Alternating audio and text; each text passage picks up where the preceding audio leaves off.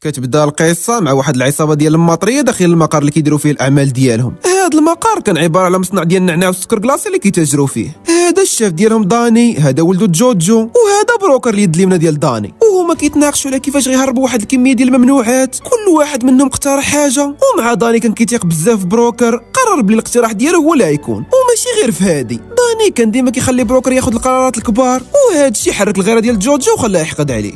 وهما كيوجدوا الممنوعات باش ينقلوها تقطع الضوء، وما عرفوا الاف بي اي من خرجوا ليهم. امرهم يستسلموا جبدوا الاسلحه، والدعوه غترون. قرطاس يترعرع اللي دارها ولا هاك يصفيوها ليه الاف بي اي، وكاع العصابه كتحاول تهرب. غيكون بروكر غير واقف بلاصتو وهز يديه. حتى لهاد اللحظه بغا جوجو يتيري في واحد من الاف بي اي، وهو يطير عليه حيد ليه السلاح، وغنعرفوا بلي بروكر عامل اف بي اي، ومده هادي هو متخفي مع العصابه، وهو مخرج واحد من العملاء اللي تصابوا. كتسمع ديك بوم تفرقع المقر، وقدر داني ولدو يعلقوا بواحد الطوموبيل. بروكر هز راسو بانوا ليه، ركب على موطور وعفاط. بقاو معلقين، بروكر موراهم، شويه خرجوا لهم وحدين اخرين قدامهم. هنا ما بقى عندهم حتى شي حل من غير انهم يرجعوا في الاتجاه اللي فيه بروكر، حيت عنده غير الموطور، وقالوا مع راسهم ما غاديش يقدر يوقفهم.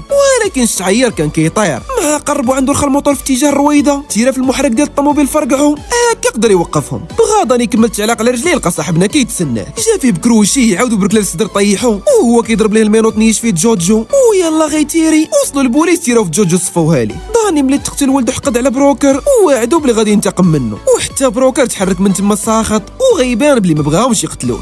دازو سنوات على هذا البلان، دار صاحبنا موراها بزاف ديال المهام، في الاخير تقاعد، تزوج بوحده كان كيبغيها، ولكن غير ولدات ماتت، ومن ديك الساعه هو عايش هو بنته في واحد البلده صغيره. هذه بنته ماضي، من الشكل ديالها كيبان فيها ورثه التسنطح ديال باها، وهي كتلعب في الوقيته ديال الاستراحه. قصدها واحد المبطبط حيد ليها الكاسكيت ديالها وبقى مطلعها عليها، طلبات منه رجع عليها المره الاولى ما بغاش، الثانيه والو، واكثر من هذا الشيء ملي وقفات بغى يضربها. هنا ماضي دارت ليها النقشه، وهو قاصده جات فيه بكروشي للكرش، وملي هبط عاودته بركله لوجه هرسات ليه نيفو. وبروكر كيصلح داره هو وصاحبو تيدو، اتصلوا به من المدرسه ديال بنته، قالوا ليه يجي. صاحبنا سمع القضيه فيها بنته، ديك الساعه الطوموبيل وعفطا وحده للمدرسه، وهو داخل ضرب على كيسي مويل وين دايره روينه في المدرسه، وغيبان فيها بلي ماشي حتى ليه. وصاحبنا كيشوف فيها، وقفت عليه المشرفه سوزان، تما غيعرف بلي ديك كيسي مفربله شويه، وكانت شي مره شنقات على المدير. داكشي علاش هاد المره اتصلوا بالبوليس قبل ما تجي. شرحات ليه سوزان شنو وقع، طلبات منه يوصي بنته ما تبقاش تضرب، صافي تحل المشكل، كلشي هو هذاك.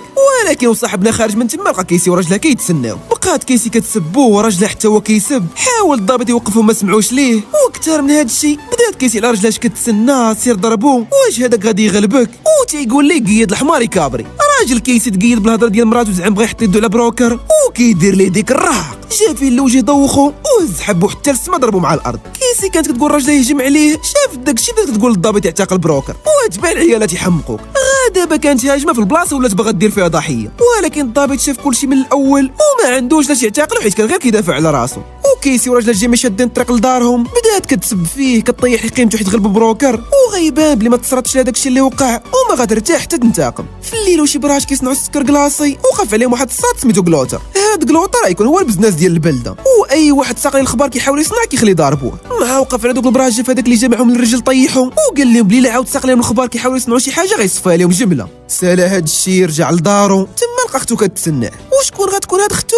كيسي. تحقرت اخويا تحقرت، نعرت والله وعليك يا بط الحرام في عيلك هي الكذابه، وناري لك الكذابه. سولها شنو وقع، عاودت ليه لافير، وطلبات منه ياخذ لها حقها من بروكر. ناري شحال كنكره هاد النوع اللي كيجبد الصداع وما قادش به، والمشكل ماشي غير ما قادش به، كيزيد يقدم مع حتى الناس، ما قادش نلبدها ونبعد على الصداع. المهم النهار الاخر بروكر موصل بنته للمدرسه، فحال ديما تلاقى المشرفه سوزان، ونقولوها جميع وما حشمتيش وجهك هذاك ولا كفاك، سير تلعب رمضان. هذا بروكر كان باغي يدير عيد ميلاد لبنته، ومعاه هو ما كيفهمش في داك الشيء، طلب من سوزان تنظموا ليها. سوزان حتى هي كان كيبان فيها عجبها صاحبنا، وخاصها غير السبب باش تجمع معاه، داك الشيء علاش بالزربه وافقات. وصاحبنا راجع لدارو، داز على واحد الستاسيون يدير ليسونس، وهو كيعمر مع ليما بيوقفوا عليه جوج مقدرين، وغيبان باللي غترون. مع جدو الاول من يدو جبد التيو ديال ليسونس، جا فيه الكرش، ضرب ليه راسو مع المضخه، وقصد الثاني شير عليه خواليه، كروشي لوجه ركله، ناض عاوتاني جاب ليه راسو مع المرايه، وعاودوا بنص نعسو. ملي خلى الطايح اكثر من نايض، والنايض كيقول او مون ديو، هز طوموبيلته وتحرك من تما. في العشيه هو راجع بنته من المدرسه، وقفوا الضابط كيهضر مع المضربه اللي وقعت في الستاسيون. سولو صاحبنا واش ديكلارا به شي حد، قال ليه لا، وغيبان بلي الضابط كيتجا الفضول يعرف شكون هو بروكر وشنو كان كيدير. قال ليه صاحبنا مادام حتى حد ما ديكلارا بيا فماشي من حقك تسولني، وخلاه تما وتحرك في حاله. في العشيه وبنتو خارجين يدوروا بالعودان ونشوفوا غوتر مراقبهم. مع بعد داز على الطوموبيل ديال بروكر فشت ليها الرويضه ودخل للدار يقلب على شي حاجه يعرف منها شكون هو هاد بروكر. بقى كيدور تما كيقلب وهو في القاب ولقى كراطن عامرين بالدواسه. في واحد من دوك الكراطن طاح على دوسي فيه الهويه ديالو فاش كان في المخابرات. في نفس الوقت رجع بروكر وبنتو للدار. غوتر سمع صوت العودان خد الدوسي من الكرتونه وبقى عاصر عليه حتى دخلوا للدار عاد علق من تما. في الليل ملي بغات ماضي تنعس ما لقاتش القط ديالها قالت هاد الشيء البروكر خرج يقلب عليه وهو كيدور حدا الدار ضرب على الرويضه متقوبه بموس ومن خلالها عرف بلي شي حد دخل للدار فاش كانوا خارجين. في نفس الوقت غيكون غوتر قرا الدوسي ديالو عرف بلي صاحبنا كان عميل سري وعرف حتى العمليات ديالو اللي كان منهم القبض على داني وعصابته. مع سالا غوتر القرايه ديال الدوسي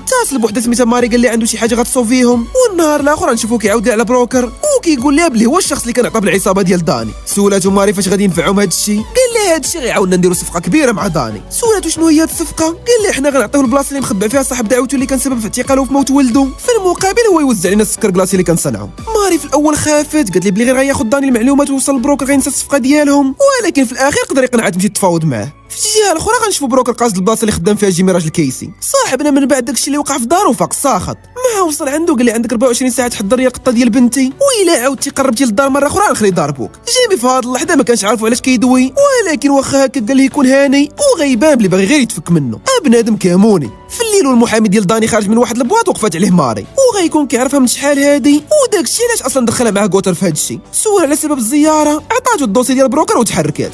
المحامي شاف الدوسي تشوكا والنهار الاخر مع طلع الصباح قصد الحبس تلاقى داني قال لي بلي شي وحده عارفه البلاصه ديال بروكر وسولو شنو المعمول. قال لي داني عاد كتسول راه باين شنو خاصك دير، عرف ليا منا فين هو بالضبط وصيفط الرجال يصفيوها ليه. في نفس النهار وبروكر مكمل اصلاح الدار هو صاحبو تيدو قال لي راه سمع المدابزه ديالو مع عائله جيمي وطلب منه يرد البال من نسيبو غوتر. النهار الاخر يكون عيد ميلاد ماضي وهما محتفلين بهذه المناسبه مع الجيران وشي صحابهم. غتكون ماري جالسه مع واحد سميتو سورس مصيفطو داني يعرف منا فين مخبع بروكر. حاولت ماري تفاوض معاه ولكن هاد سورس ما تيعرفش شي حاجه سميتها المفاوضه. قالت لي ديك باش نعطيك البلاصه ديال بروكر خاصك طالع الحبه شدا من شعرها تبتها مع الطبله وامرها تقول لي فين مخبع ولا اليوم يجمعوها في الميكات. سالات الحفله تحركوا الناس في حالهم وفي الليل غنشوفو كيهضر مع شي واحد كان طلب منه يبحث لي على غوتر. قال داك السط البروكر باللي ما كاينش منا شي خاف من الناحيه ديال غوتر غير هو مؤخرا شافو مع وحده كانت في العصابه ديال داني اللي كان السبب في القبض عليه. صاحبنا سمع هادشي حس بشي حاجه ماشي هي هذيك طلب منه يصيفط لي الصوره ديال هاد ماري وقطع التليفون.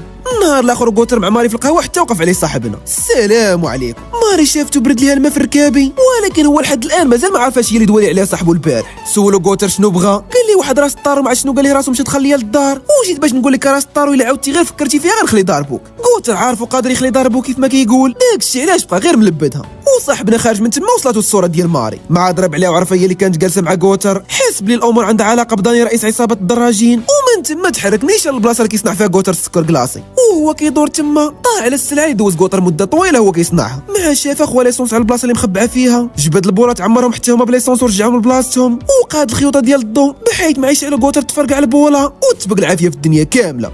ولكن هو خارج من تما من بعد ما دار هاد الشيء ما عرف واحد الساط من خرج ليه جا فيه الراس غيبو وملي فاق لقاهم هذوك اللي استخف في ستاسيون ديال ليسونس ومعاه واحد اخر بداو عليه هادي تنفع هادي الضر وملي كيعياو من الضرب كيخشيو ليه راسو في الماء. صاحبنا في هاد الوقيته ما كان كيدير حتى مقاومه ولكن مع قال لي واحد منهم اللي غادي يصفيوها ليه ومورا غيمشيو يصفيوها لبنته دارت ليه النقشه والدعوه غترون. جا في الاول بطيط عاود للرجل هرسو وشبك في الاخرين هاك شد لقى اجي انت هاك للفقيره تمك وهو كيفك يديه قصد واحد ولكن ما جا فين يوصل عنده حتى كان تفك ومع تقاد مع صفط لي كوش ضربه دوخو وجا في بحديده اللي دخل له راسك تما. في الاخير قصد هذاك اللي طايح في المجا في حبو برك للوجه غيبو وهز طوموبيلته وتحرك من تما. ما وصل للدار بدا كيوجد راسو باش يهربوا بنته ولكن غيكون مشى الحال حيت في هاد الوقيته غنشوفوا سوروس مع غوتر في المخبأ ديالو وغيكونوا مخطين هاد الليله يهجموا على الدار. طلب سوروس من غوتر يمشي معاهم يوريهم الطريق ولكن غوتر رفض بحجه خاصو يكون في شي بلاصه عموميه في الوقيته اللي غيصفيوها ليه حيت ملي غيسالي هاد الشيء هو اول واحد غيشكوا فيه البوليس. سوروس اقتنع بالهضره ديالو خدا معاه ماري توريه الدار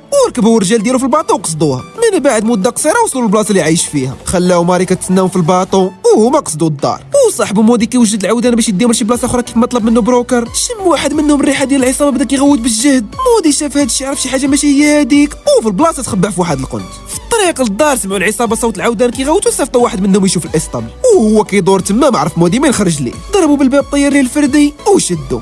هادي تنفع هادي الدر. هاك شد لقى مودي في الاول غمق عليه، ولكن ما داش بزاف ديال الوقت تقلب عليه داك الصاد، جا فيه طيحو في الارض وشدو، حطاه قتله ديال الكلاب، وملي بان ليه ما بقاش قادر يوقف مشى يجيب الفرد يصفيها ليه، ولكن معاه الزغير رجع لقاه واقف موراه بواحد الحديده، ويلا غينيش فيه جا فيه بها قتلو، ومشى كيطير بدا كيكلاكسوني باش يحضر بروكر سمع كلاكسون عرف شي حاجه ماشي هي هذيك، ولكن مودي كيكلاكسوني خرج ليه واحد اخر من العصابه تيرا فيه قتلو. بروكر سمع صوت القرطاس هرب بنتو للقابو، ورجع جبد واحد الشنطه ديال الاسلحه وعصر عليهم، مع فرع واحد الباب لقاه كيتسناه، تيرا في حبو شتت ليه كرشو وخرج للاخرين. قرطاس يا ترعرع اللي جا قدامه كيفني حبو، هاك شد لقى وهو كيطيح فيهم، دور وجهو ضرب على بنتو هاربه وواحد اخر تابعها، بغا يلحق عليهم بدا سوروس كيتيري جهته، هنا ما بقى عنده حتى شي حل غير انه يواجههم، بقاو تيرا فيا تيرا فيك، ومع خوال سوروس سلعو بغا يعمر تيرا فيه، من ظهرو ما جاتش فيه القرطاسه، ولكن جات في البوله ديال الطوموبيل ضرباتو للعين، وهو شد في عينه، استغل صاحبنا الفرصه تبع داك اللي كيجري مور بنتو، قدر داك الصاد يلحق على ماضي،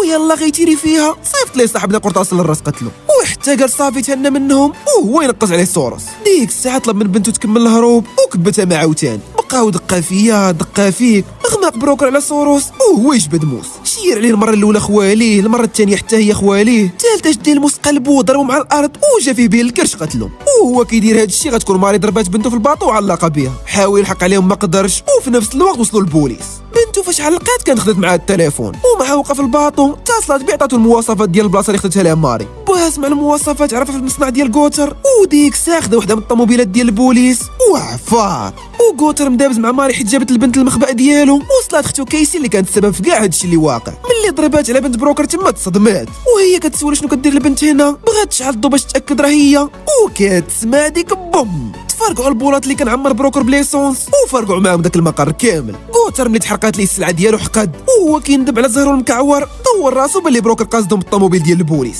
ديك ساز مع بنتو في طوموبيلتو وعفاط، بقى هو علاق، بروكر تابعو، دخل لواحد المرسى دخل موراه، وغيبان بلي لا شدو راه انا لله وداد احمد، دخل في واحد الجسر بغا صاحبنا يدخل موراه، وهي تقلب به الطوموبيل، غوتر ضرب على الطوموبيل تقلبات، قال هذه هي الفرصه، هز السلاح قصدو، وهو غادي عنده يكون الضابط منيش فيه من بعيد، وناوي معاه غيقرب عنده غيتيري فيه، ولكن بروكر ما كانش محتاج ليه، مع نيش فيه طالع على السلاح يدو ليه وشدو، هاك شد لقى وكلو ماكله الطبن نهار العرس، وحتى حط عليه السلاح وغيصفيها ليه، دور وجهو لقى بنتو كتشوف فيه ويوقف، هاك اعتق صاحبنا بنتو وصفها لكاع الرجال ديال داني. من بعد ايام غنشوفوا داني خارج الزياره، وهو غادي ناشط، وعوال يلقى المحامي ديالو جاي يقول ليه بلي صفوها البروكر، لقى بروكر اللي جاي يزورو، قال ليه بلي صفها لكاع الرجال ديالو، ومن بعد هادشي اللي وقع اكتشف بلي الحل الوحيد باش يتهنى منه هو يصفيها ليه، داكشي علاش ما يحط رجلو برا الحبس غيلقاه كيتسناه، كيقول المثل الباب اللي يجيك منه الريح سدو واستريح، والقراء كيقول العدو اللي يجيك منه الريح قتلو واستريح. وحتى لهنا غنكون وصلنا لنهايه القصه، الى عجباتكم ما تنساوش لايك كومنت سبسكرايب وبارطاجيو مع صحابكم.